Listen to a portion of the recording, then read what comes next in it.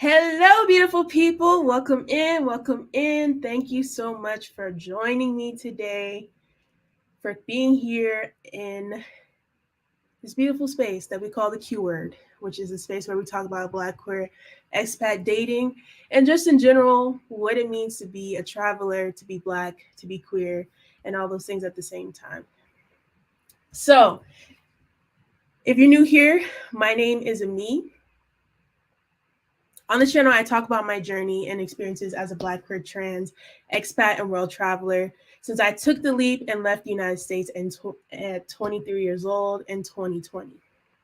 Along the way of that adventure, I have dropped resources and insights on this channel so y'all have the tools if you also want to travel and or move abroad. If you want to stay connected, make sure you can follow me on Instagram, and always remember that subscribe button down there below can definitely connect you to this adventure and this journey. So make sure y'all hit that subscribe button down below. With that being said, I'm really excited. So today's conversation, I have some amazing people that are here not only to share their experiences, but also share just context, insights, and advice for all of us that are either navigating moving abroad, navigating being Black queer people, or just navigating the world in general, just curious of how this all intersects and works. We're going to be talking about everything from love stories, what it means to be trans and live abroad, what it means to be navigating sometimes very gay men-centered spaces as well, very cis het men spaces, all different types of things. With that being said, thank y'all for being here. If you're in here, make sure you drop in the chat, say hello. We'd love to see you. And I am going to welcome onto stage. Let all our guests in here. If you're in here, go ahead and drop some clapping emojis in the comments while I welcome Kanoa, Storm, Karla, and Vi to live. Hello, y'all. Hello. Welcome in. Thank you so much. Thank y'all so much for giving us your time, insights, and experiences. I'm so happy to have y'all here. So I'm so excited. So now that y'all are here, I want everyone to just feel free to introduce yourselves.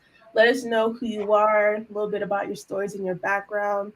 Um, yeah, so let's start with that. And we're gonna take it off. I think we're gonna have Kanoa start us off. So Kanoa, tell us about yourself. Who are you? And tell us about your background. Hello, hola, bienvenidos. Necesito practicar mi español. Entonces, my name is Kanoa. My pronouns are she, her, they, them. What do I do? How do I labor? Currently, I labor as a nurse. Although I've been recovering from COVID, so I haven't been laboring. I've been at home. But I would like my career I would like the way that I labor to move more into the spiritual. My gender identity, I identify more along the lines of trans female, trans feminine. Yeah. And relationship status, like, I don't know if that's important. I'm single, I guess. I have a great community of friends. I've tried dating, but currently I spend my time between the United States and Mexico. So currently I'm back in the States, and sort of I haven't yet planned when I'm coming back to Mexico. But I lived in Mexico for about close to 2 years.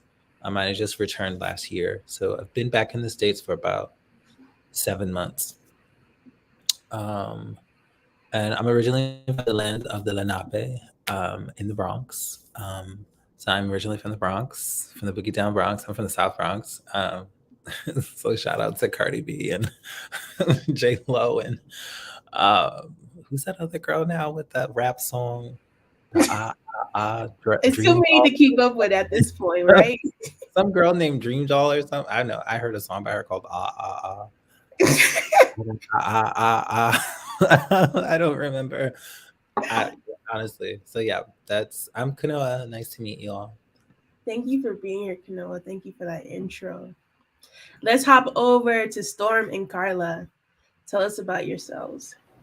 Hello, thank you for having us on me. Honestly, such an honor to be part of this queer history journey with you because honestly, out here doing it, definitely need more of these stories told because I actually recently came back from the States as well. I was there for 2 months because me and Carla, my wife, we're separated due to all the COVID craziness. And I just see that, this is what's needed more just to show people what's possible. I know I needed it. So I'll start off and just tell a little bit about myself. My name's Storm.vonhundley. I feel like my journey right now is just somewhat of like a traveler mixed with a guider a little bit. I'm definitely been trying to work on really building something in the States to get people out. Right now, currently, I'm working in Detroit with What We Will. It's my nonprofit that's dedicated to providing affordable housing. The missions, it's definitely in flux because sometimes I feel like, okay, I want to do a whole collective there because there's so many, great creativity in Detroit. But other times I'm like, no, I need to get all these amazing creatives out of Detroit and into like, Mexico, Bali, Colombia, so that we can, heal, right? Because there's just so much trauma in like, Black cities like that. So, definitely I think it's a mix, and that comes with a lot of, financial literacy. So I'm definitely someone who's trying to push a mission for generational wealth because studies right now point that by 2050, Black wealth will be zero. And I do not accept that, our collective wealth. And so I think we have to combat that a lot of that stems from future automation that's going to be happening, stems from, always Black people always having to type the dirtiest, hardest, poorest jobs. And, that needs to change. And I think it can change with a lot of new resources that are happening, the internet, age of information, Aquarius, age, all these different things that are happening. I remember, if you don't remember, we did get our superpowers for all the melanin folks just a couple months ago. So I do feel like that can activate. But there's a lot we have to conquer because even recently they said that even though Black purchasing power has increased, Black net worth has decreased. So I don't know if you guys follow some really cool people like Earn Your Leisure. I think that's like really about, empowering people to take over their finances and really do assets over liabilities and make sure that we have that type of, mentality in our communities. Because I feel like right now people are kind of about get money, and then like just spend it like that. So that's really kind of where I'm at. I've traveled so much. Like I think I got my start off really teaching English in China, and it was really incredible, such an experience in 2018. And from there, got that bag, secured my future with it, and just feel like I want to show people that there's all these different hacks to life, and you just have to choose. And every hack comes with a sacrifice. There's no such thing as fast money, fast results. We have to have a longer term mindset, and I think a lot of that can start with just talking about finances and living the future you want. And travel is that future that many people want. So, kind of combining those in a way, and love, of course, I think those are the three big things. And of course, shout out to all the health people because none of that matters if you don't have health. Definitely. Hi, everyone. It was nice. My name is Karla. I'm from Colombia. I'm passionate about languages, music. So I am a Spanish teacher online, which allowed me to travel all around places. That's another dream of mine. I get to know other cultures, I get to practice other languages. So this is our first time in Mexico, and we have we wanna keep building community all over the world. I also have a YouTube channel where I share my passion for languages, music, teach little things in Spanish, French, and in English too, and in Portuguese. So that's basically me: languages, music, traveling, yeah, fun connection. I love that. Thank you so much for sharing that with us. I think both y'all touched on a lot of amazing things. And yes, make sure after the live, I'm gonna definitely get the link from Karla. So if you're here watching the replay, go ahead and go down below. You can find Karla's link to her YouTube, and also right now y'all can see everyone's Instagram handle. So if you want to connect to Storm and what she's doing and connect to Kanoa as well, you can check that out down below. And before we keep going, we want to get to a familiar face that we have from the last live, the one and only, the person I've got in the most feedback about, like, this person is dope. Bye. Tell the people, tell us about yourself. Tell us about yourself. I love that. Thank you so much for having me back. Like Storm said at the beginning, like this is so important. This is so necessary, so needed. So I'm glad to just be here, a part of what you're building and what you got going on. Hey everybody, I'm Vi. She, her pronouns. I am originally from Miami, Florida. I've been living in Mexico City for about 7 months now.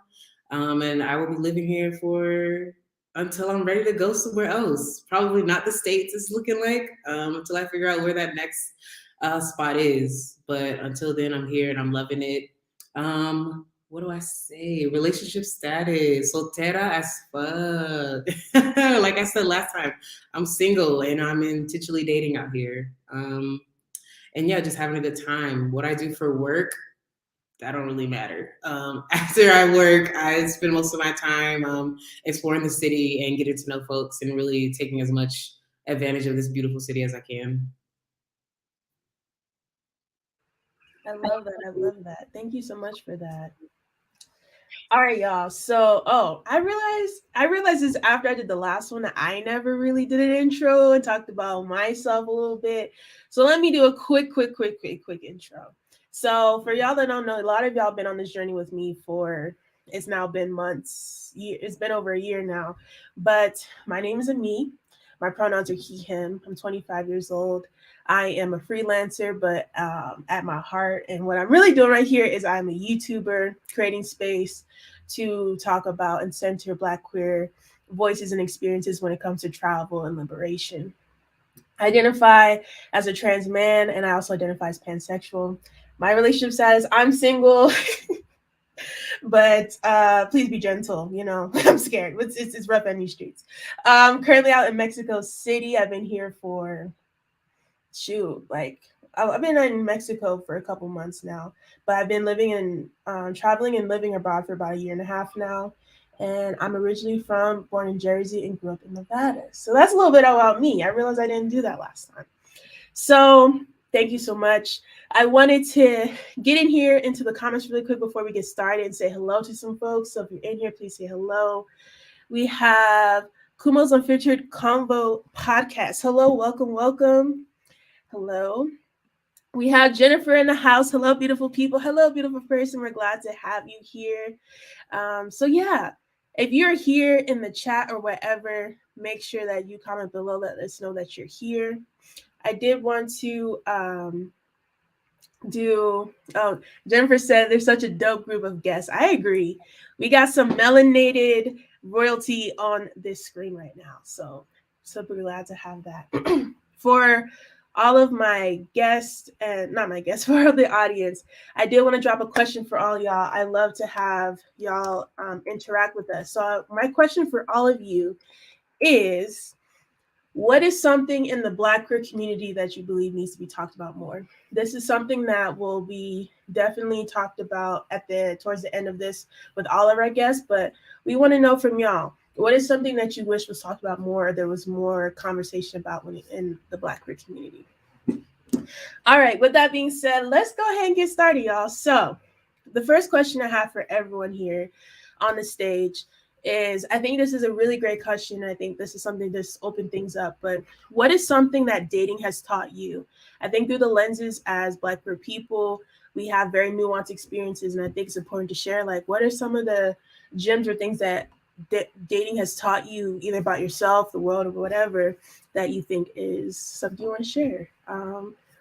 Let's start with Vi. Dang, we had to go there. Woo. Okay, let's just keep it to, since I've traveled abroad. What dating has taught me since moving to Mexico is so much. I've been out here learning lessons every single month. So dating has taught me to take things slow, to slow down. So I think last time I talked about how I first got here and I was on the apps and I was swiping on everybody, going on a day to day. And quickly that taught me slow down. One, if you want to make genuine connections with people, you got to take your time, really be able to connect with people. And then it taught me that to not have so many expectations of yourself, of the situation, of the person, because situations can always switch up. People can always switch up. You can switch up during that situation. So not have too many expectations, but also like just be open and curious to what can happen. So right now I've slowed down and I am just curious to see what happens out there. And then a whole bunch of other lessons along the way that like, at this point, I'm tired of learning lessons. I just want to reap the benefits. Yeah. That part right there is like, listen, how many lessons you got from the universe? Like, I'm tired. Yeah. That's so real. That's so real. What about Storm and Karla? What about y'all? What is something that dating has taught y'all? In the first place, in my case, is don't force anything. You know, in Colombia we have a saying, "Lo que es pa uno vendrá con el tiempo." What is for someone, it will come. So that's what I basically learned. Like sometimes you like someone so much, or vice versa, but the energy don't flow. So you just don't force it. You just let it go. Sometimes something else comes as like a wonderful friendship, and you wanted maybe something else, or that person wanted something else. You just don't force anything. Like the universe have already their plans, and we just have to listen to ourselves, listen to our hearts, and just follow it. Just follow it. Don't force anything. Mm-hmm. I mean, for me, all I know is I needed to hear all the lessons y'all have been dropping because dating was hard. I was like the typical person that did everything wrong. I tried too hard. I had a lot of expectations. I wanted a lot of things. And honestly, I never changed. Like, I still do this. The only thing that happened was I found Karla, who was like, okay, yeah, you can take me all around the world and take me to all these different places. And we can do this like on the first couple dates because that's like what would happen. And dating told me that some people will take advantage of you and some other people will say it's too much and not want to talk to you. And like, honestly, I agree with Karla when she said like the universe has what they have for you. And for me, I stayed me the whole time. I was like, I'm a lot. I'm so much. I want to change the world. I want to change your world. And if you're not about it, that's okay. I remember one time I was dating this one stripper girl, and she was like, didn't like crystals. Like, she thought I was so weird for having crystals, and like she just called these little rock things. And I was like, that's just you. Like, okay, like there's a whole bunch of people who understand crystals. Like, I can tangibly feel the crystal energy. I'm sorry if you're not connected to that sphere, but if not, it's all right. I'm not going to change who I am and my perspective just to fit like the dating world. And that's why dating didn't work for me, because it's like you have to play these games of like, oh, I don't care and you care too much and that. And I'm like, I never was about that. And people found it very shocking, surprising, but I didn't change them. They were just like weirdo. And I was like, okay, let's keep it pushing then. Let's keep going. Yeah. That's so real. I think literally what you said, and then we'll go to Kanoa because I know Kanoa has a lot of gems to share as well. But what I really heard, and I think what Shantia also commented down below, which I'll highlight, is like, what is for you will never miss you. And I think that's an amazing thing that we all have to learn. Is like, I feel like we all get into this mindset, like we need to like be a certain way, be a certain place, do a certain thing, or all these different pieces. But at the end of the day, what is for us will never miss us. And I think as long as we're showing up in our truth, that those things will just find us. Kanoa, let's hear from you. What is something that dating has taught you?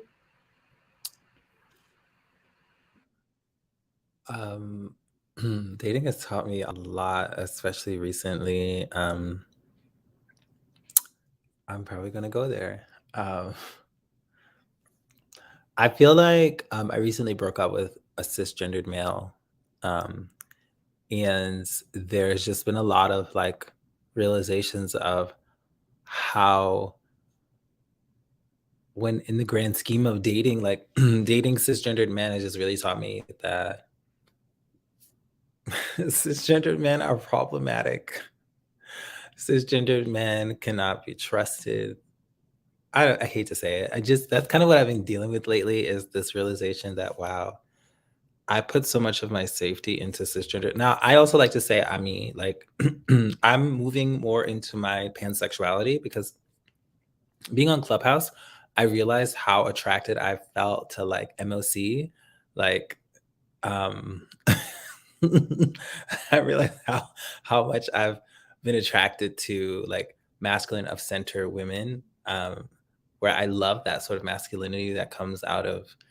But I feel like, so dating for me has really been teaching me to really look into my pansexuality and how I find not just men attractive, not just women, but trans individuals, and how I might be missing out on a whole sphere of love and partnership that could be in the arms of a woman, or, you know, someone who's not maybe assigned male at birth, you know? So dating for me, and then it's also taught me like I think Karla said, like, and also I think Shantia's posted, like, what's for you will come. And so this recent like dating experience like was a nightmare, and it has taught me, and this is not, you know, it's just to say, like,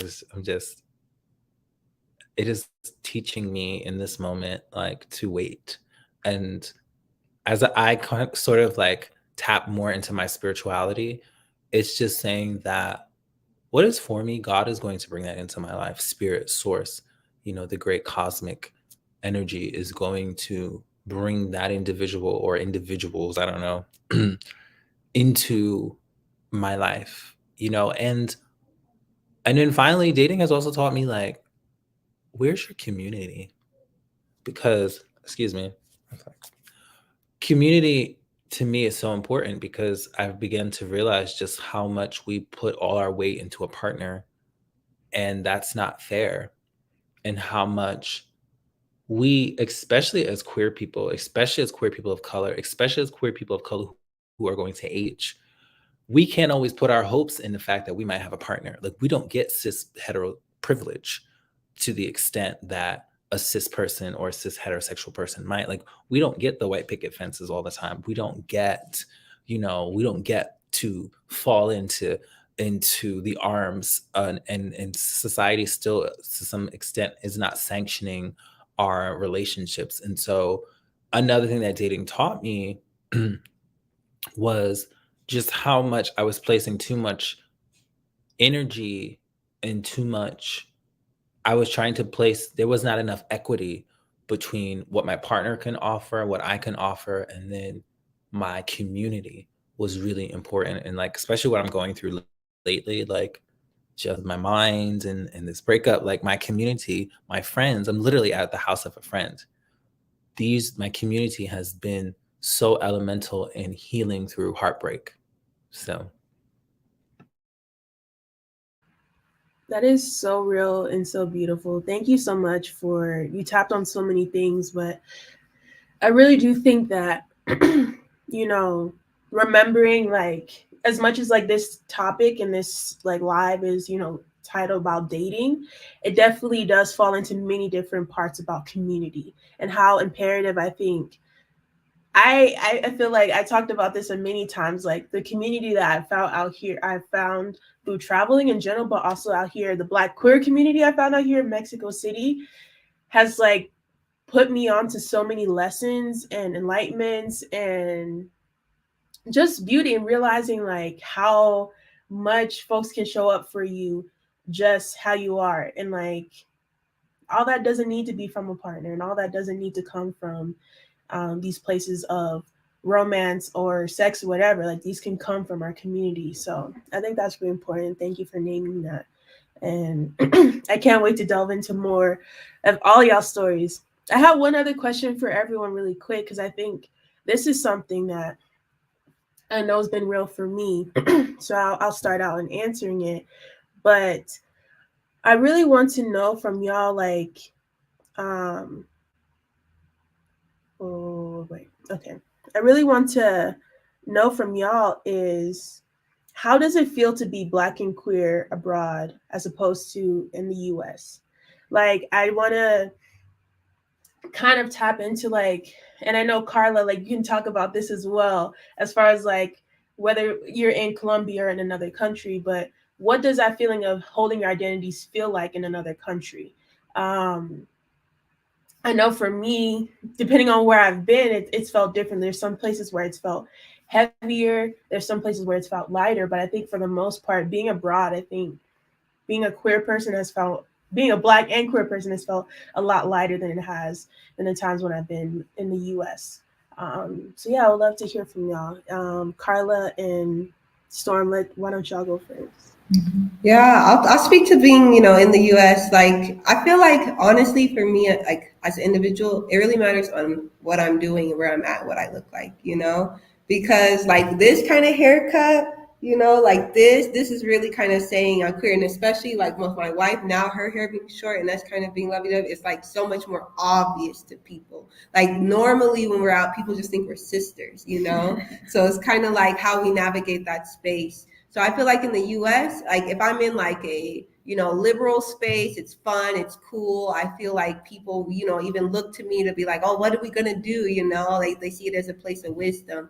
But if you're just like in a normal US place, like most of them, it's like people want to stare at you the way you're dressed. If you're just fabulous, people want to like kind of give you extra like glares, things like this, to where it's like, okay, that's strange. And then I just feel like people, I mean, especially like men, more Black men, I feel like they're more willing to ask questions depending on how you're dressed, of like, oh yeah, I mean, I can deal with women, but men, they're too flamboyant. Oh no. And like be open about those type of things. Like it's okay. And I don't know, like for me, it's literally so contextualized, that it's like, are you on East Coast, West Coast? Like, are you with family? Are you with friends?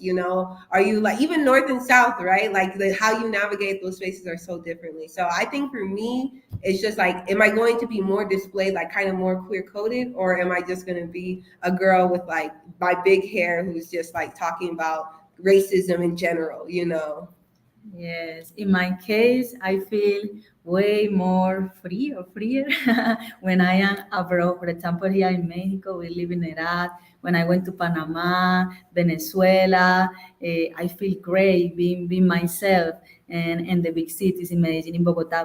But when I am in my little hometown, I am like, oh no, like I feel weird, no holding hands, no kissing in the streets. And if my family is around, they already accept it and they say something beautiful.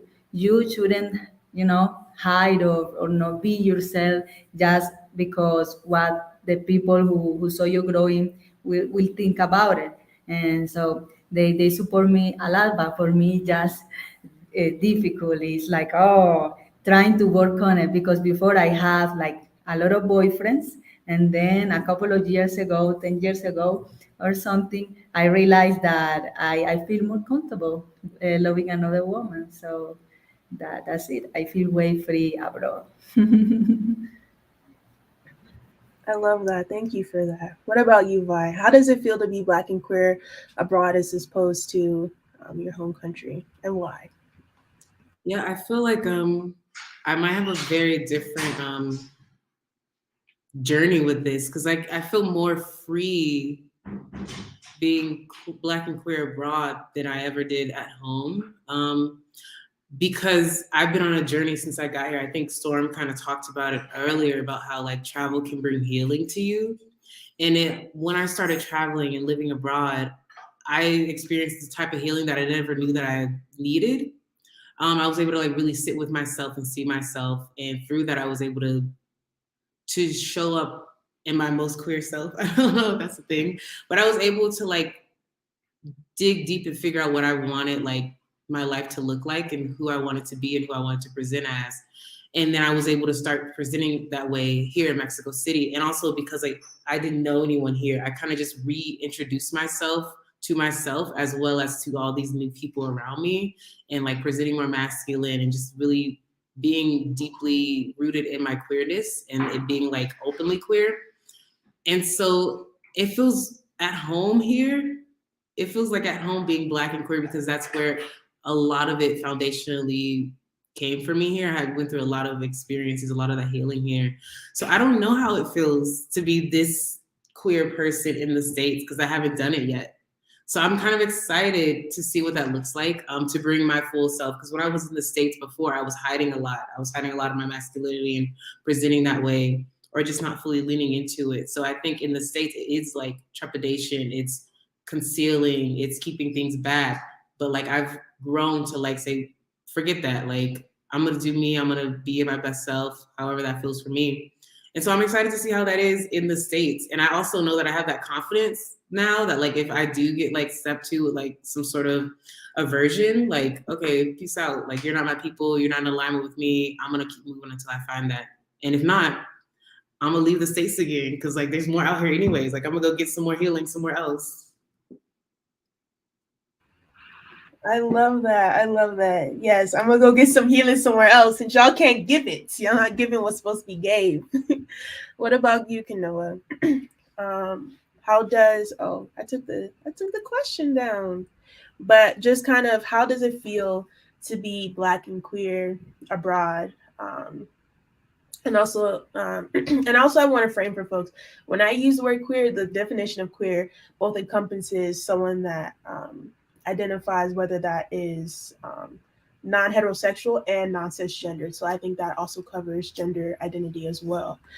So but yeah, Kanoa, I would love to hear like how it feels for you. Does it feel light or does it feel heavy or whatever, what comes up for you? Well, first I want to say hi to our friend Miri. I see Miri's here with us, so I wanted to say hi to Hi, Miri Miri. watching. I love you, Miri. So for me, being Black and trans abroad, excuse me. I don't know. I feel like both abroad and at home, being like trans, especially when I'm like more femme presenting, like, you know, the whole getup of what we assume a woman should look like. When I'm definitely like femme presenting, makeup, lashes, hair, clothing. Like right now, but anyway,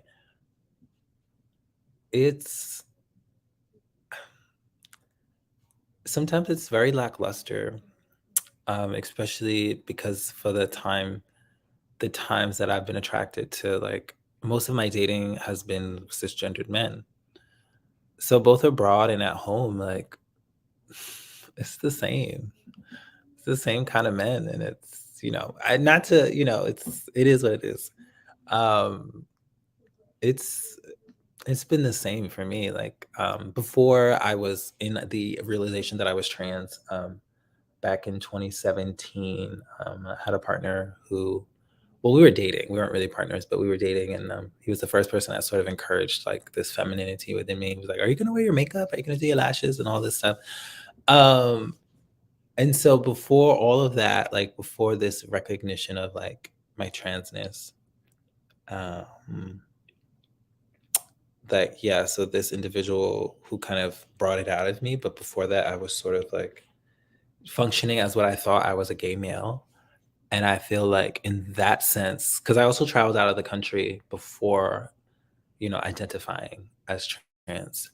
And it kind of still felt the same. Like, I feel like for a Black male body in a queer space, it was there was, again, we've talked about it, like there was the fetish and there was and then being in a Black queer male body in the States was definitely for me different. It was more like normalized, I think. I wasn't necessarily seen as a fetish, um, at least in Black spaces. Now, when I branched out into white spaces, I did feel more like a fetish. So I would say mainly going on my trans experience abroad, like living in Mexico and then traveling to some of the countries like Guatemala, Panama.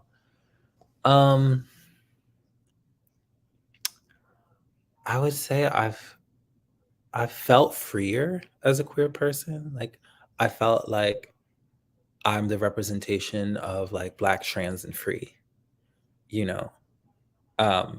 But in other senses, like I tried dating in Mexico as a Black trans woman. No. No. um, but then there's also like the gender recognition. Like when I was out in Mexico City, you know, there would be times where, or just in Mexico, where people say hermana or amiga, or, you know, so there was just definitely more acceptance of the pronoun. Like it was automatically, it was assumed, which is bad in some instances for certain trans people. But for me, I was glad that they assumed like female pronouns. So it's a mix of both good and bad. Like being in the States and being trans and being abroad and being trans, like it can be the same, like for lack of a better word, like hogwash, when it comes to like the dating stuff. But being Black and queer abroad, I definitely feel a lot more freer. I feel like because I don't have to, I think Storm kind of highlighted the fact that like being Black and queer and just in general being Black in the States and how much trauma is attached to the land here, how much trauma is attached to this place. So being abroad, like I get to shed all of that, and I can still hold my Blackness without, and then shed all of that historical and generational stuff, so. That's beautiful. Thank you so much for sharing that. I feel like you definitely tapped on things that we will talk about within this time, like from fetishization to, like I think also passing privilege is something that that you kind of talked about as far as like being trans. And I know for me, like I also really resonate with some of what Vi said as far as like I haven't really, like I've been abroad for a year and a half. I've not stepped foot on US soil yet. And since that time I've, come out as trans and stuff like that. So kind of, even though I still have connections to those people and they still, see me on FaceTime or whatever, and like see my transition is still going to be a different experience, me going to the United States. And I don't know if I really know what that feels like yet or how I'm going to navigate it. Probably go do a video on that. I'll keep y'all updated on what that's going to feel like. But I think it's real as far as just like being abroad. I think in this space in a new country, for me, I feel like it's just giving me space to kind of take off some of the layers that I had to put on every single day living in the States. And here it's like I feel like when you're walking around with less stuff on, you're able to navigate more. You're able to move through more. You're able to grow and heal in I think more intentional ways, which I think can be really beautiful. So thank y'all for sharing that. And for being yourselves, because let's be real, that it takes courage to be not only Black but also be queer, to travel in this world and to be who we are. That's courage within itself. So thank y'all for being who y'all are. So I do want to tap in a little bit. So we have a very special thing, I think, right now on the panel, is that we have Black love. We have here Storm and Karla, who met in Colombia. And I want to start with kind of hearing about y'all's story about being Black and abroad and finding love abroad. So please, y'all, please tell us how y'all. Oh, I really did not write that correctly. Please tell us y'all's story. Please tell us how did you meet and all that beautiful stuff. We would love to hear that. Yeah. Oh, okay, for sure, for sure. So yeah, I mean, we met on Tinder. So Tinder works, y'all. It is a thing that works. Okay. I always say I was like the Tinder queen though. Like I would Tinder all over the world. Like I had over like 10,000 matches on Tinder, like for my whole time being on there. Like I've been in like little like research studies on Tinder because people reached out and they didn't want to match. They just wanted to like interview me about my Tinder experience. Like it's been deep. Tinder is like how I met people while I was traveling. Okay. How do I get, hold on, I usually don't interrupt, but how do I get like you? 10,000 much. Yes. Yeah. I mean, I would probably be on Tinder like 30 minutes, like almost every day. Or like if I wasn't on it every day, I would do like an hour, like one day and catch up. Like all my locations I was seeing, and I would have my miles high. I would be willing to travel. And so that to me, like just being open to that experience and having a lot of Tinder experiences. Honestly, even though I had all those matches, I probably didn't have that many first dates. And I swear I could count maybe on second dates, I had maybe 7, like it really like Tinder isn't like, I know it's like defeating because it's like, dang, you like hard to get that connect and that meet. But like, that's why it's like, it's just law of large numbers, honestly, and being open, being available. So, I left China Actually, because I was fired, and that was a whole story, but it wasn't bad. I could have got rehired so easy, but they just weren't doing good with students. And so I was like, do I want to do another job or do I want to just travel? And so I was like, I'm just going to go to Colombia. So I came to Colombia, and I was thinking I was going to be the beginning of like my South America journey. Like I was going to do a whole backpacking thing, but I really just fell in love with Colombia and with my wife. But before that, she had a flight for Bogota, I not even for did, Medellin. like literally. Okay, this is why I don't even be mad at be missing flights, because I am also like I will miss a flight like that too, because it just happens. So this one I missed it because it was at 5 a.m. and I thought it was at 5 p.m. So just like that 24-hour time thing got me.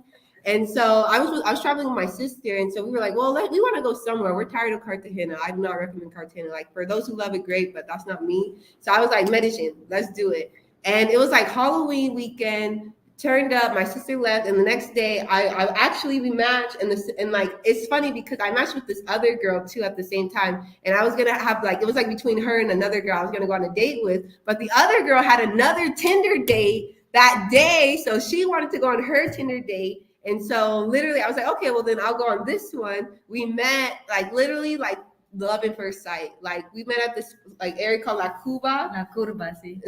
Like close to the university. And I just was in love. Like I said, I am very come off strong. And so I straight up told her the first date, like, I want you to be my girlfriend.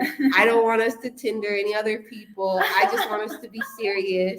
And she was like, okay, I don't know. How did you feel me saying that? Did I hear an international U-Haul? I thought it was too fast, but I was open. I had another relationship before with another girl, 8 months, just 8 months, was nice, but we weren't in the same page. So after that, I decided to take my time, 2 years, just dating, meeting people.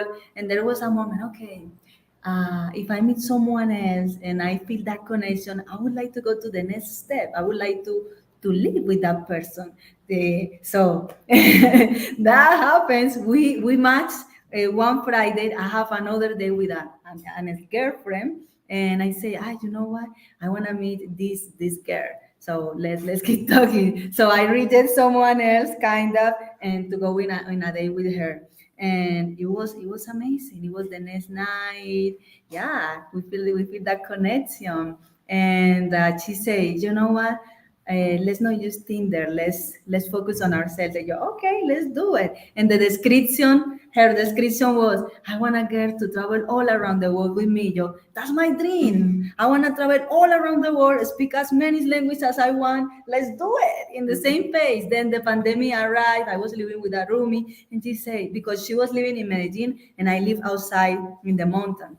And she said, oh, with this pandemic, do you think it's possible for me to move with you? And okay, let me talk to her. And she said, yes. So all start there. Yeah, you just gotta go for it. She was Yeah. open, because I mean, some people would have thought it was too soon to move in with each other, But I didn't know what the quarantine was gonna look like, and I was right to do that because in Colombia it was strict. Like you were not having buses, you were not leaving anything. So we would have probably just broken up, but I probably would have went to like another country or something. So yeah. And then 6 months, but then she said, okay, I'm gonna extend my visa. Okay, we work in the visa. And here we are, trying to make our dreams coming through, traveling, meeting other people, connecting, networking, and voila. Yeah. Manifestation. You just have to think, what do you want for your life, and go for it. Yes. Don't take no for answers. Don't take substitutes. Like actually be true to what you want. And I think if more people were bold and honest, it would work out. And I think that's what we have. Yes, we knew very well what we want. After taking breaks, like, okay, I'm ready for a relationship now. Let's do it. If the universe says yes, why you say no? Yeah, so just say yes. Yes, let's do it. Y'all are so cute. I love that so much. I mean, we got an international U-Haul out here. But, Yes.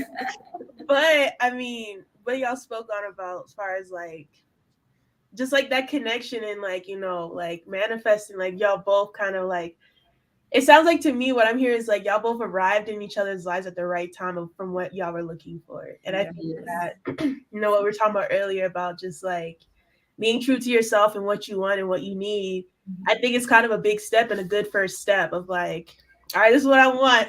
I'm gonna wait till universe brings it, and they brought Storm and Karla together. So I think that was beautiful.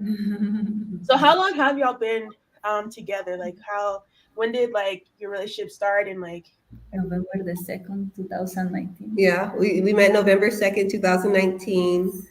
We got married April 11th, 2020. So like right away. You over here doing the math? Business stuff, but also April love. minus, So. Mhm. me over So here doing the math. October minus April equals. Yeah, I was the kind of girl like, I just gonna live with a person after at least 2 years of dating. I'm gonna get married maybe after 5 years, and we have to live together first. So I am a person still. I'm trying to work on a midnight or a dates organization, but sometimes a they storm just comes in your go. life, Yes, you storm know? comes to life, voila. That was like 2 years, Mhm. unless Storm shows up. Yeah. I love that. Thank y'all so much for sharing just like about your story. And I think what's really beautiful too is like, let's be real, like y'all came together, like y'all come from like very different places, and like y'all still found a way to like communicate, and y'all are building like a beautiful marriage and a beautiful relationship together. um I think I'm also interested in hearing about like what are some of those things like, I know like when we talk about it now it was beautiful, but like what are some of the like cultural differences either that y'all had to navigate? Like how was it bringing your families together? Can y'all touch on that on like Yes, that definitely. journey? I want to touch one back on the communicate thing because sometimes like I'm away for business or just to visit my family, and that's a big thing that we usually for Christmas we go to our individual families, and I always like kind of make a joke and get nervous that like wow, if Karla forgets English, like we are just no longer going to be able to be together. Like if I'm just over, she just like I'm like oh my goodness, like because that like people get rusty, and it's Yeah. stuff you have to pick up. So I make that joke, but yeah, like literally communication's key and family. It's hard a little bit because we love each other, like especially since quarantine, we will literally spend 24/7 with each other. And then like, having to take these breaks either because like I'm seeing my family for Christmas, she's seeing her family for New Year's. I have to go to Detroit for business, or I have to go to California for other business. It's like it's hard, but like that's the part of like, we give each other so much energy, and love. And it's like I've been happy everywhere. I've been happy home because I know that like my wife's gonna be waiting for I know my wife's gonna travel to Mexico to come see and pick me up because I don't want to go to Florida and fly to Colombia. Like she's gonna go out her way to help me like that. And it's just so beautiful to me because it's like, yeah, we have cultural differences. I mean, I think literally money is a big one too, and like consumerism and stuff, because and I'll be honest, I come from a very wasteful family, and it's just that American idea, like they use paper cups like nothing, like it's anything, and like it's just hard because okay, can we tell this story about the trash? This is a great example. So my family, they have Amazon packages like once a day at least, maybe even 2-3 days come at a time. And then I'm like, okay, but they won't even get all the things out the packages. Like they will lose things. I make a joke to my brother that I'm like, you could have a resale shop just going through the trash, getting all the things they accidentally throw away because they're just not paying attention. It's just like wasteful. Karla's family, on their other hand, tell them. Yes, for example, an auntie throw away the glass of a blender because it didn't work, it broke, and she forgot, and also throw the little blade that goes in the blender, So 1 hour later, she realized, oh, where is the blade? She went and it was gone. It was gone because someone else was already digging in her trash and got the blade, picked it up. It was like, oh, mine, like that kind of difference coming back, where I think a lot of people in the U.S., they have so much that they waste and then worry about getting more. And then, in Colombia, they, use every little piece. There's no wasting food, Even with my family, for example, if we have leftover, in the morning, we will reheat it, we will fry it, we will do something with it. But when her family, her friends comes, a lot of packages, and your baby, they won't eat the food. Like, I don't like wasting the food. Like that lot of food in the refrigerator. plastic that bags, plastic, yeah, all crazy, this. just la la. You know how I feel. So many people starving and missing all these ways. It's like that's one big thing. The wasting culture a little bit. Yeah, and yeah, that's basically. But yeah, I'm excited. We're gonna get to meet Karla's family like for the first time. My mom for the Yeah, first mom. And personally. in person in Turbo after Mexico City. So we're gonna redo the trip that we missed for New Year's Eve. So that's gonna be a really awesome thing. Hopefully, get my Spanish up some more. Get that credit. Caribbean Spanish. Fast. My mom Fast. was talking to her the other day in full Spanish, but she was like, I'm trying. I love that. Like I definitely want to like, emphasize like what y'all said about like, because I think a lot of people when they think about cultural differences, they think of like language and stuff like that, which is real. Like I have like dated people where it's like I know a little bit of Spanish, they know a little bit of English. We kind of make it out, but it's like I think to build a relationship, sometimes you really need those understandings of some language that y'all both can understand. So I think that it is, but y'all talked about like something like waste, like something we wouldn't even think about, like something that, for Karla coming from a space where it's like, and I think that has a lot to do with like proximity. Like I think in the US we have, in some places, there's not really a proximity to, you can live in the US in some places and not really have to like come to face of like the issues in the United States. But as far as in some places in Colombia, it's like you're seeing that, people are going without food and like it's very different. So it's like, I'm not about to just waste this food because somebody can eat that. But it's like coming from the States, it's like people like, oh, I didn't like that much. I'm gonna just throw it away. And it's just like that can really cause a lot of stuff. So thank y'all for sharing that. And I think y'all's story is beautiful. And I think another thing that I want to touch on, and I think I want to get all of my guests here in on this one to talk about this, because y'all talked about Tinder and just talk about like your dating lives before you were married, as well as like, I'm curious to know. Huh? Very active. What are y'all's? This is for everyone. Let's start with Vi on this one. What are y'all red flags when it comes to dating? Like, what are the things like when you're dating someone? So, for me personally, see, I made the question. I didn't even sit there and answer it, but I feel like one red flag for me is like, this sounds weird, but I feel like one thing is like, I feel like someone that doesn't value communication, because I realize how important that is to me, and I realize that's not important to other people, and because I realize how important that is to me, that's kind of a red flag. If I'm like, trying to make conversation and like trying to have more deeper conversation or intentional conversation, that person is very averse to that. That's a red flag. I'm like, that's not going to work out. So I'd love to hear for y'all. What are your red flags when you're dating? For me, goes along with some of the lessons I've learned. And y'all, when I say I'm learning lessons out here, like this red flag is a lesson that I learned like a week ago. It's when people love bomb, and because like you can't back it up a lot of the times.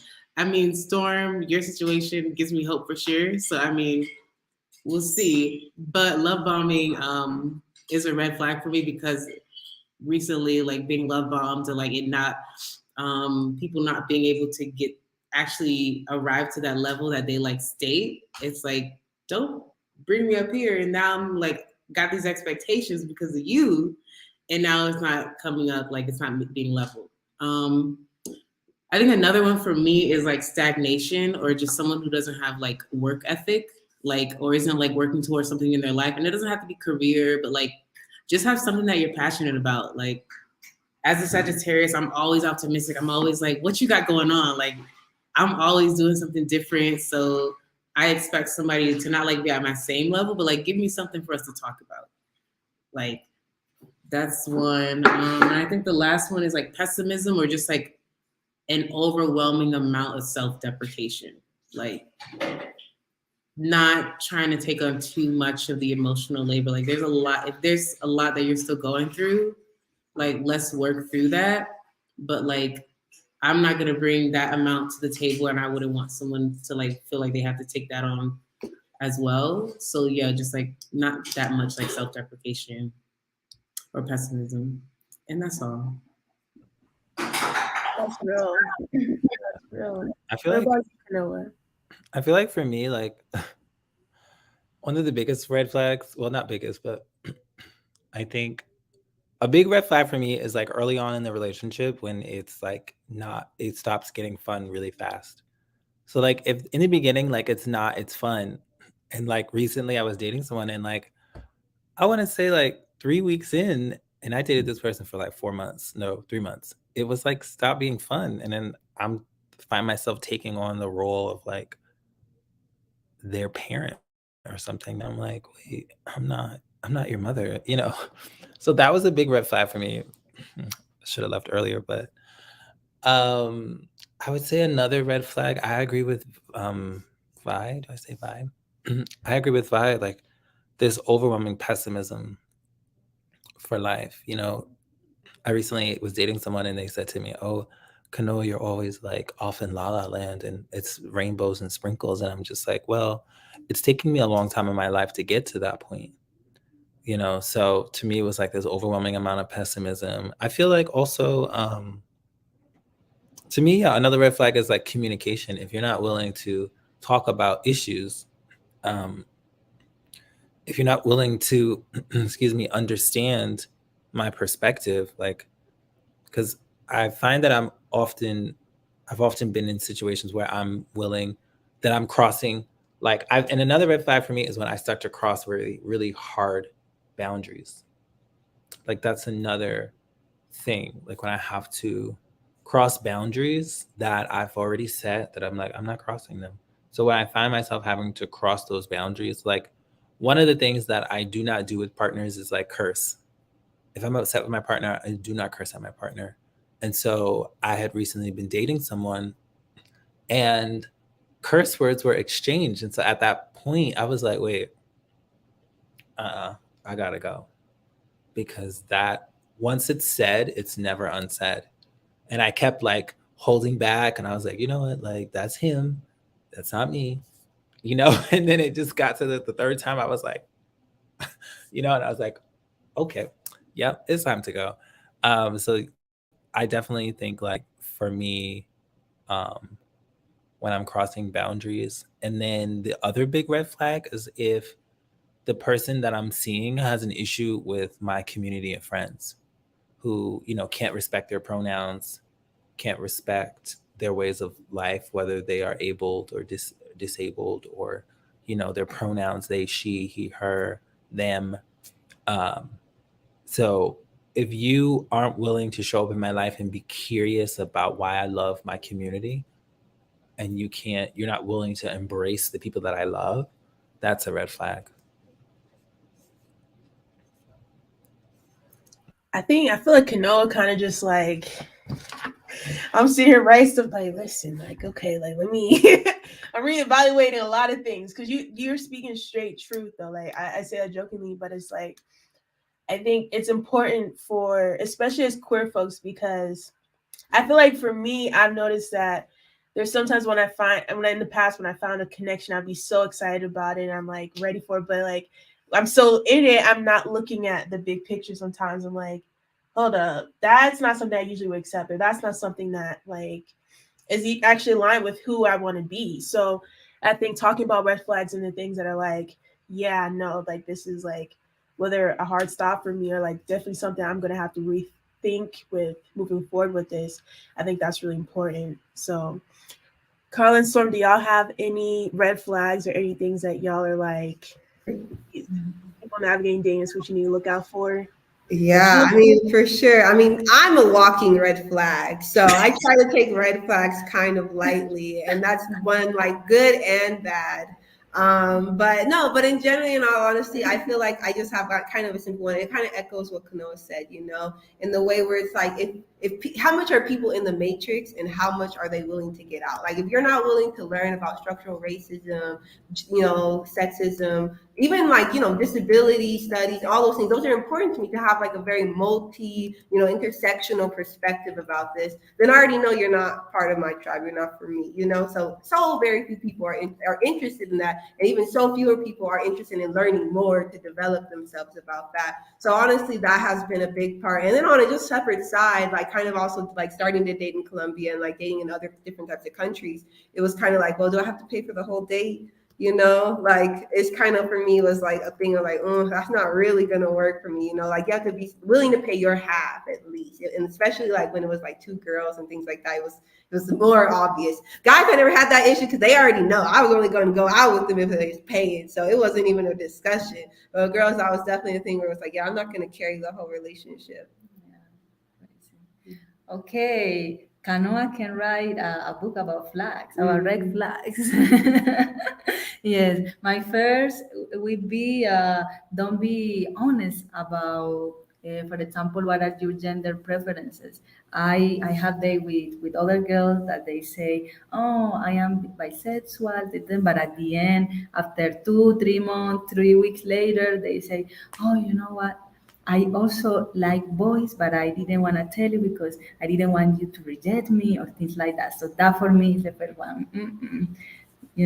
I give me the opportunity, the responsibility to make my own decision. If I really like you, I won't care. But don't hide that for me. I don't like that when they hide information because they are afraid to be rejected or things like that. Another one would be a person who's not willing to grow, not willing to get out of the comfort zone. This is how I am. This is me. If you don't like it, okay, good. But I always want to be growing. For example, in the relationship, it's been a university because this girl, she's very crazy in an amazing way. Always coming with crazy ideas, with nice plans, and I like, I have to learn to step up because, ay, ay, ay, this is a storm, muy rápido.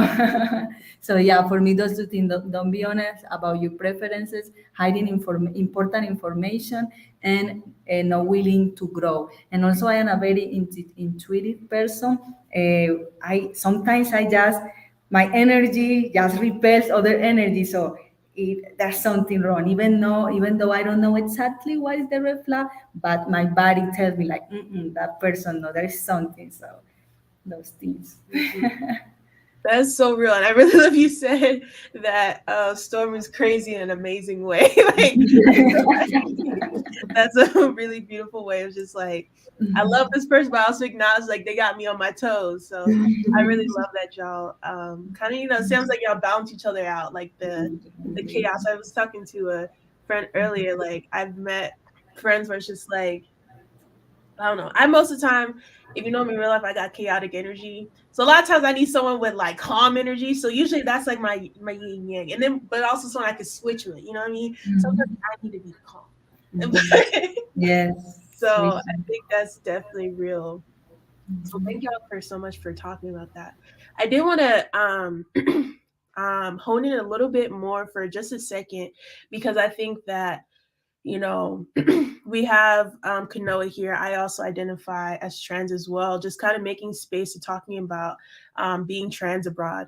As we get into this conversation, I also want to preface and center that I think there's a lot to be said about when it comes to being trans. I think there's different layers to it, whether you're talking about the options or the choice in disclosing, and that also coming into the reality of passing privilege. There's some folks that are trans that may not, to most people, look trans, or whether or not like you're a certain part of your journey of whether or not you present a certain way, or whether you even would register to someone being trans. I talked about this in other spaces.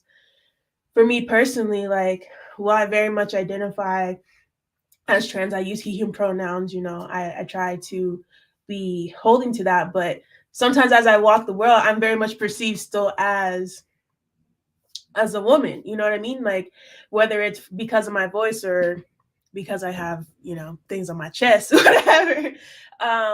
And it's real. So it's like when I talk to folks about what it's like being trans and stuff like that, some things Kanoa brought up about like, pronouns and stuff like that. Usually I'm getting amiga, ella, like all these different things. But I think it's really important just to acknowledge that like this is something that's not just like what in gender identity in general, it's not something that you can put in a box. It very much is something based on the experience. And I think every trans person I've met has had different nuances to their experience. So I'm just thankful to have myself here and Kanoa to talk about what that experience has been like, with Kanoa being a trans woman and me being a trans man, of how has our experience been as Black trans people abroad. So Kanoa, I would love to hear. You've touched on this about a couple of different ways throughout the live, but how has your experience been a trans person abroad? It's been both liberating to be trans abroad, and then, but it's also come with its challenges. Dating in Mexico as a trans woman, especially like when I'm presenting, like when my femininity is actually played up, my hair, the makeup, all of that. I find that while I get attention, like in Mexico, I got attention, but it was either like still a fetish, still in the veins of sex.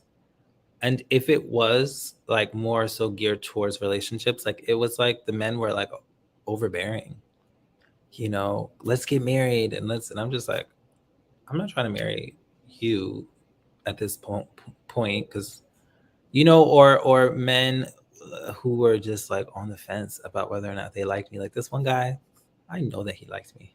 I liked him a lot. I liked this guy a lot. And it was funny because I sort of went back. I had stopped taking hormones because I was on hormones. And so I had stopped taking hormones because I was questioning and I was going through a lot of stuff. And I was like, and so I noticed that when I sort of regressed, or I don't want to say regressed, but when I was in a different form, in a more male form, he wasn't as interested. But then as I went back into how I was feeling as a female or a woman, and I had restarted hormones in Mexico, and it had been about like 4 months since at that time, it was like a 4-month period of like me taking hormones again. And then I went back to the city and I saw him, and like, he just like would come running up to me like all the times that I was there. And then at one point I just looked at him and I was like, why don't you just tell me that you like me? Like, you like me. Okay. And you like me because I'm human. Yes, I'm trans, and yes, you're attracted to that. So being trans, like abroad, like depending on where, like when I was in Morocco, never again. Not being trans in Morocco, I will never return to Morocco. Never, ever will I return to that country. To the representatives of Morocco, you can kiss my behind. Okay. I will never return to Morocco. That place was so dangerous as a trans woman. It was not safe. I wasn't even wearing anything provocative, and it was not safe to be Black and trans walking around. When I was in Spain, loved it. Being in Europe and being trans, like Berlin, for sure. Like, love being in Berlin, like being trans in Berlin, and it was nice though, because like people are just not hung up on your gender, and like men or people will talk to you. What's your name? Where are you from? Do you want to go out on a date? Like, I'm not so much into white men or white people. No offense. Just I like my melanated men and women. Those are the people that I'm attracted to. But like when I was like Morocco, Algeria, Tunisia, never again. Never, ever again. But like traveling in Latin America, I felt safe as a trans woman, like for the most part. There were some instances where, like being a Black trans woman, like it's like going out sometimes where men think that they can just touch you.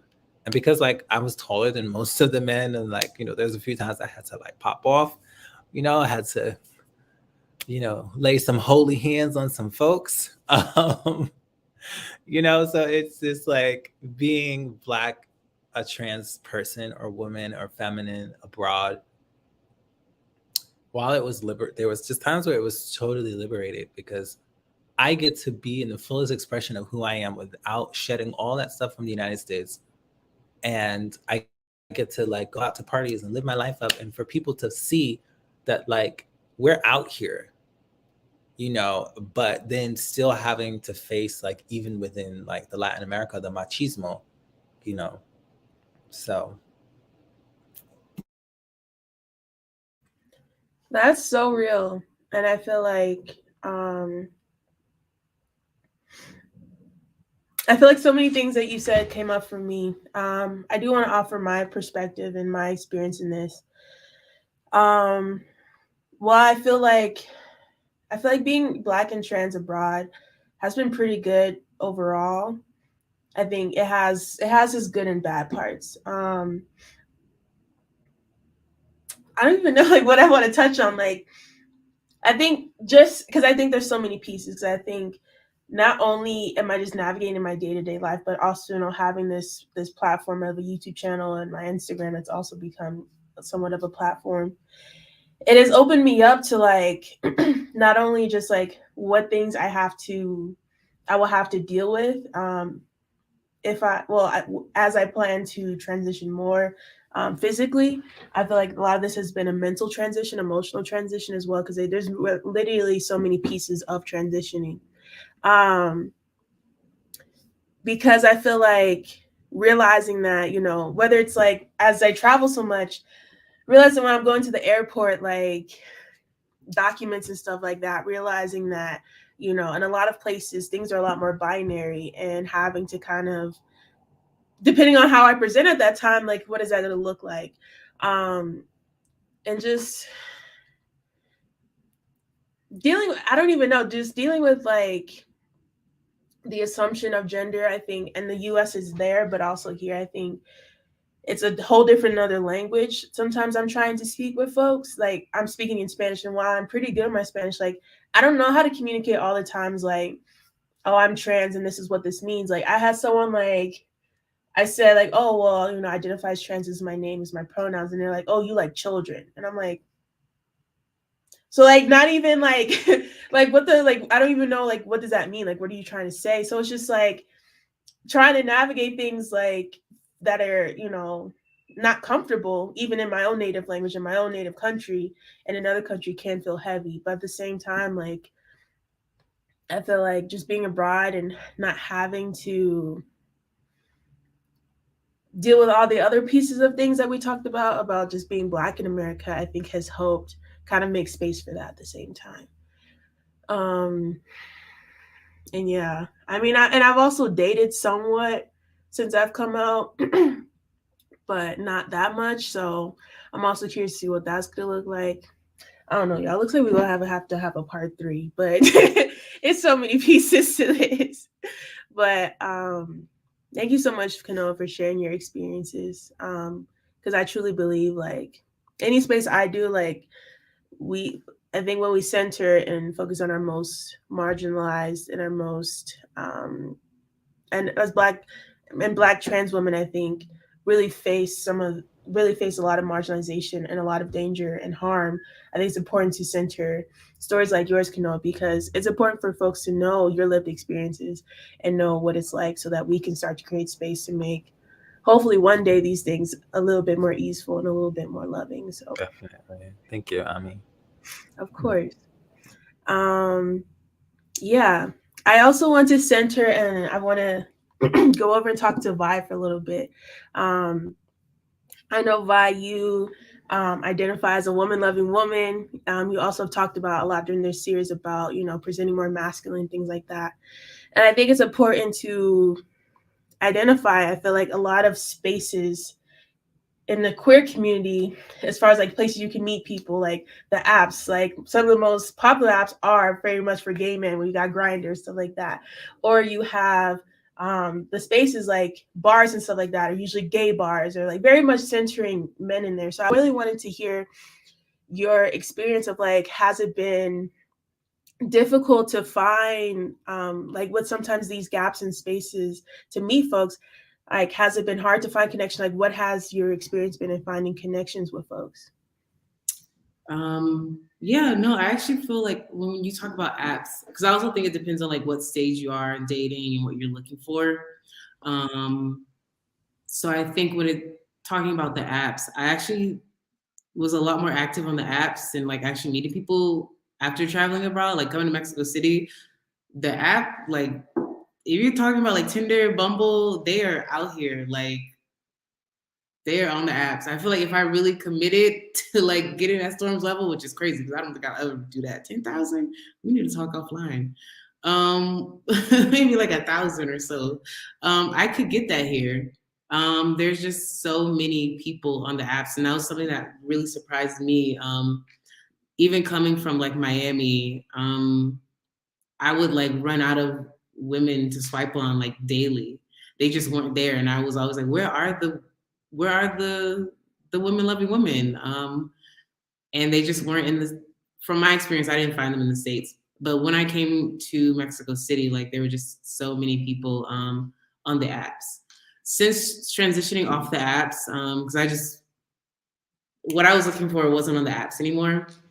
And so since transitioning, it has been hard to find those connections of now that I intentionally know what I'm looking for, I'm having to filter out even with meeting people in person, filtering out like what are your intentions, taking things a lot slower.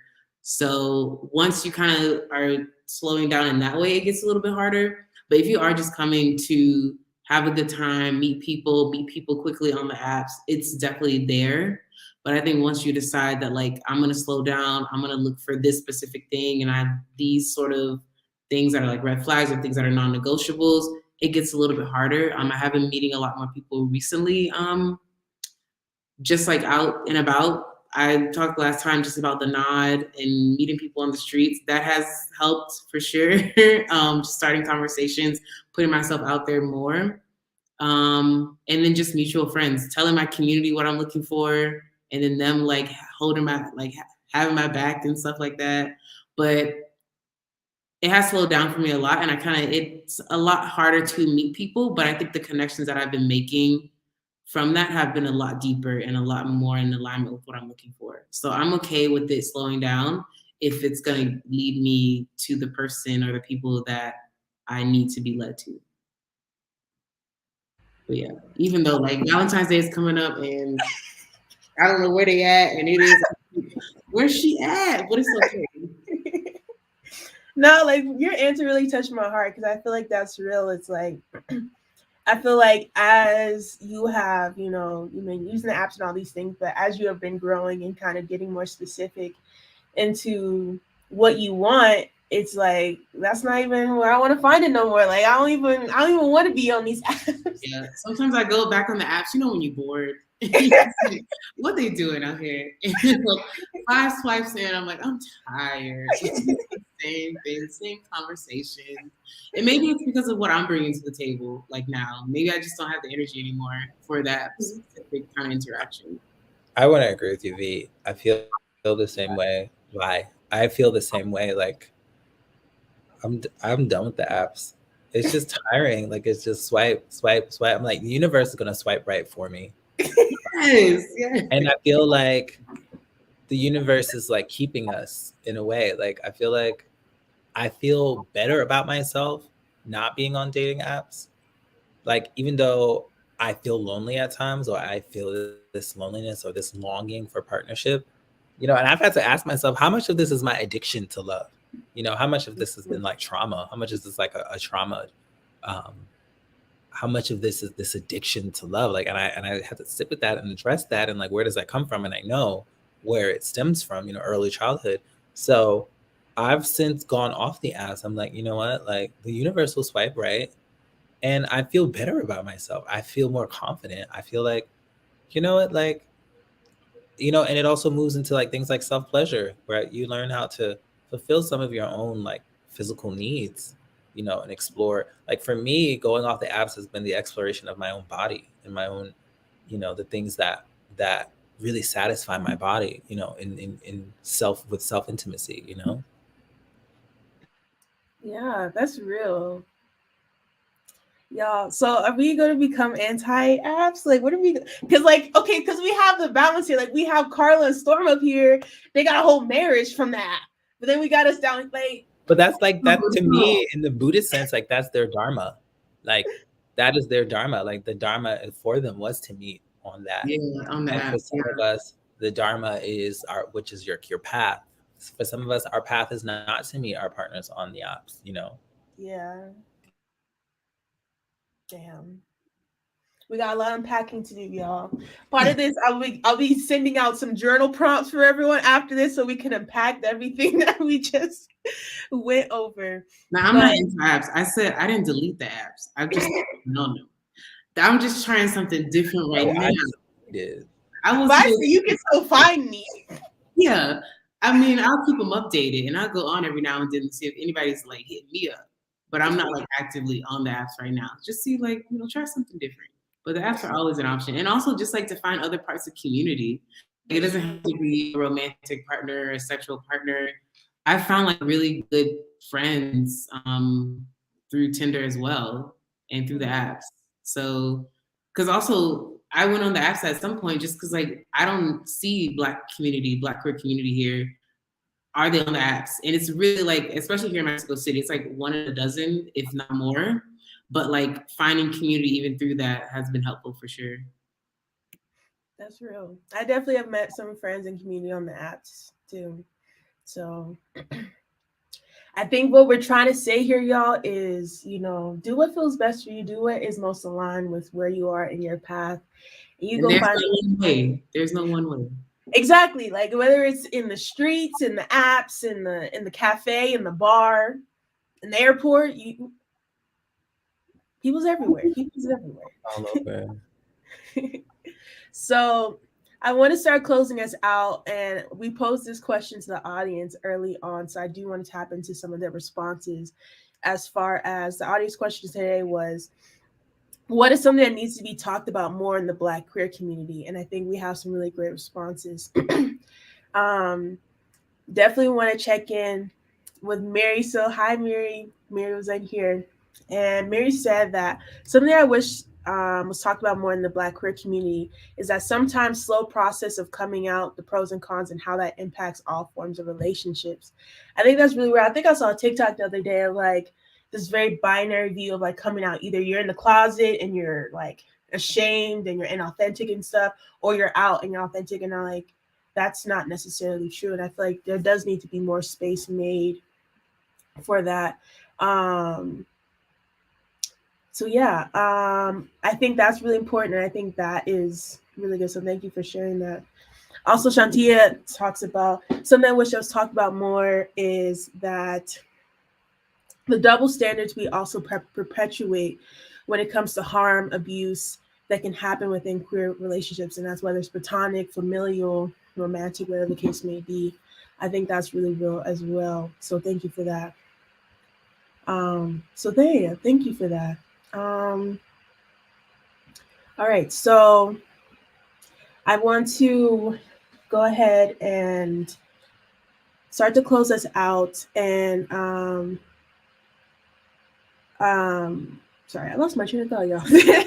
I did want to ask a really quick question though before we close out, because a lot of times I've been in a lot of Black queer love spaces. I do want to make space that this is a question that the moderators ask a lot of the couples towards the end, which is, what is something you love most about your other partner? So I kind of want to pose that question to Storm and Karla and ask them, what is something that y'all love most about the other? Oh, we have a lot of good questions. Definitely looking forward to answer this and definitely talk about some of the things the audience said. But I mean, I think it's related too, because what I love most about Karla is like that we have this trust, like real trust, like the type of trust, that you talked about, where it's like you could say something and once it's out, you can't take it back. I feel like we haven't crossed that line from each other, and it's one of those things where like once you do cross that line, you will never get it back. And I think what I love about each other most is that we have been like fortifying it and keeping that 100 with each other throughout anything. Like we're going to be totally honest. Communication's so important. So like, why not just say what we're feeling and like take the immediate backlash instead of harboring it and letting that hurt grow and fester? And I think a lot of people say this is just let your hurt out immediately. Tell that person, because you probably had this where you hurt and then you tell somebody weeks later and they don't even remember. They don't even know what you're talking about. And it makes you feel even worse because you're like, that really hurt me. And it wasn't even a second thought to you, you know? So I think to me, it's just like keeping it 100 people, being vulnerable as much as you can. Like, and that's hard, you know, and I feel like we have that. And I think for me, it started off by being vulnerable from day one and like continuing that passion. I know it's not for everyone, but if that's just what's in your heart, share it. Don't be afraid of like, or maybe our current dominant culture that says protect yourself over everything, because people have been hurt so much. I just am such a big believer that hurt people. So why not let's heal that hurt so that we can be more vulnerable, honest, and authentic with each other. And I think that goes again to the questions about that harm that happens, right? And then we can get into that, like why do we have these different boxes and different relations? Like I can treat my wife or my husband like this, my partner like this so severely because they belong to me. But like this friend, this acquaintance, I'm going to treat like a god, you know, like a perfect person because I don't know them. But the people you know who like are there, you're going to hurt the most and like be the most foul to. And like, but strangers, you're gonna have this whole different persona where it's like, if you would have just brought that home, I mean, what kind of life would you have cultivated, you know? And I always feel like we try to bring our best selves every day. And we know we all fail and we all sponsor, but it's like having that compassion to know, I know you're having a bad day. I see that because every other day you're bringing yourself 100%. Yes. I have learned a lot with her to be more vulnerable because for sure I am a person who needs her own space. Her like I can share, socialize, yes, fun, but then I need just to be with myself, and I don't share everything. Just depending on how I feel. But with her, I have learned to be more open a little bit,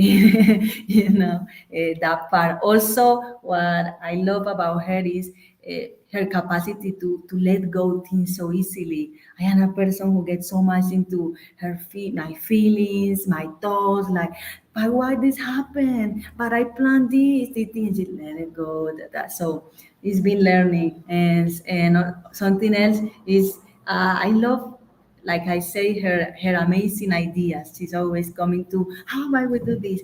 Sometimes I am like, don't you think that can be dangerous? But let me share a little bit about it. I am always the person who say, stop, let's think this through, And I overthink. I think it twice. She's like, go for it, and don't. And so we come out with the pros and cons, and we get to a balance. Not all the time I say yes, but now I am more willing to getting out of my comfort zone, and she's willing to listen because she's like, too much, I go for it. And you wait, look at the consequences. So yeah, it's been a university, like I say.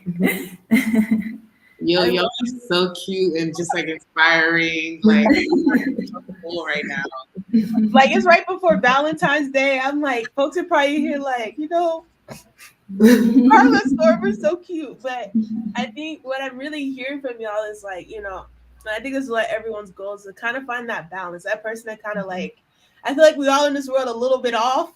To find that person to kind of just like be like, okay, you're just here. Like whether that's, Karla being that balance for Storm as far as like, let's think this through, but also Storm being that balance for Karla, like let's take more chances and kind of like y'all navigate that way. And I think that's just so thank y'all for being that example of like of Black international love. We love to see it. I'm glad that it's Black queer international love too. So thank y'all. Is there anything via Kanoa? Because now we can close out. But if y'all are there any things that y'all wish we talked about more in the Black queer community that you wanted to touch on, or let me know? For me, I know it's good to see Storm and Karla again. And then it's good to see you. I was down in the audience last time, and I just want to thank you, Ami, for creating this space, for having this conversation. For those watching now and later, like support Ami and all the work that he's doing. I met Ami on Clubhouse, We were just like in a room where we all go to just chill out, and we've all connected so beautifully. And so my hope is to be back in Mexico within the end of the year. Um, recovering from COVID, and it's not been an easy journey. So I just thank you, Ami, you creating this space. So people who are watching now and later, like, support his work, support his work, support his work. Equity, equity, equity. Like, donate, support, GoFund, all of it, like, support. So I truly am grateful to you for creating this space. Thank you, Kanoa. I appreciate that. And yeah, I'm thankful for this space. And I think, wait, before I close, is there anything else, anything that you want to say bye, or you? Nah, literally, Kanoa said it. Thank you so much for your presence, for building community, all of that. And yeah, give this man some money. His way. And I give this away. Thank you. Thank you. I really do appreciate that. But yeah, I feel like at its core, every project and everything that I've created as far as on the channel and off has been at its core either something that I have dealt with that I know that someone else has dealt with, but also just seeing a need for more space for these conversations. Like I said in the first one, like, this series came from a place of just seeing that there are so many Black queer people out here, but our stories were not being told, our stories were not given a space to be shared. And knowing that we're out here and there's probably other Black queer people out there looking for us, why not create a space where those can be shared and people can find folks? So thank every single one of y'all for being on this stage with me today. We're talking about your experiences, your love, your struggles, your lived stories. And thank you so much to every single person that has been rocking with us here in the comments and here with us on this live. Thank you so much to Mary. Mary was talking about earlier about manifesting. Yes, manifesting. We will find our loves out there by manifesting. Shantia also spoke on like so much of what people are saying resonated with them as well. Talking about tears, like talking about, we really have brought a lot into this space. So I'm definitely thankful. With that being said, thank y'all so much for being here. Please make sure that if you want to stay connected with me and my channel, make sure you hit that subscribe button, make sure you hit that like button, make sure you drop a comment below. If this is something that folks want to see more of, please let me know in the comments if this series will become more. But I think just what it's been has been beautiful as well. So also make sure you go down below and follow the folks down below on IG and see what other things they're up to and doing. And yeah, thank you again to my panelists. Thank you everyone here. And I think on that note, we're going to close out. So if y'all want to get off real quick and say goodbye, y'all can. But thank y'all. And Bye. Bye, everyone. Bye-bye. Ciao, Ciao, ciao. ciao. Ciao. bye, everyone. Hasta más